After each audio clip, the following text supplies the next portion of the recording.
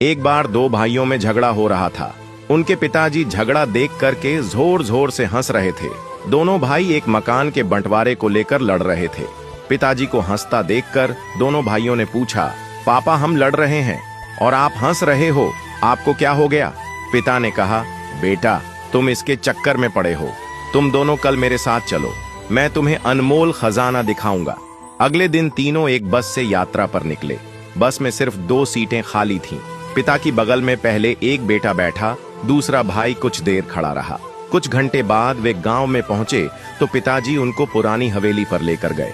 वहां जाकर पिताजी भावुक हो गए। हवेली खंडहर हो चुकी है। कबूतरों ने घोंसले बना लिए, झाड़ियां उग आई थीं।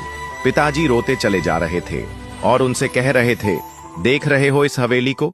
इस हवेली में तुम्हारा बचपन बीता है। इसी हवेली के लिए मैंने अपने बड़े भाई से लड़ाई की थी। हम मरने मारने पर उतारू हो गए थे, जैसे कल तुम लड़ रहे थे। आखिरकार ये हवेली मुझे मिल गई, लेकिन भैया विदेश चले गए। उन्होंने जाते वक्त कहा, तू ही रख ले यह मकान, रिश्ता खत्म। मैंने अपने भाई को खो दिया इस हवेली के चक्कर में और आज ये हवेली खंडहर बन चुकी है। तुम दोनों ऐसे ही लड़ते रहे तो जमीन और मकान तो रह जाएंगे, लेकिन रिश्ते हमेशा के लिए खत्म हो जाएंगे। फिर पिता ने कहा, जिस बस की सीट पर बैठकर आए, वह क्या जीवन भर के लिए तुम्हारी हो सकती है? बेटों ने कहा, नहीं पापा, वो तो बस थोड़ी देर के लिए थी। बस में तो सवारी बदलती रहती है। पिताजी ने कहा, बस यही जिंदगी है, सवारी बदलती रहेंगी।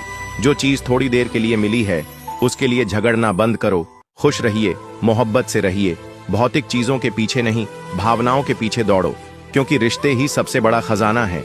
बात से सहमत है तो यस जरूर लिखे और इसी तरह की कहानियों के लिए हमारे पेज के साथ जरूर जुड़े।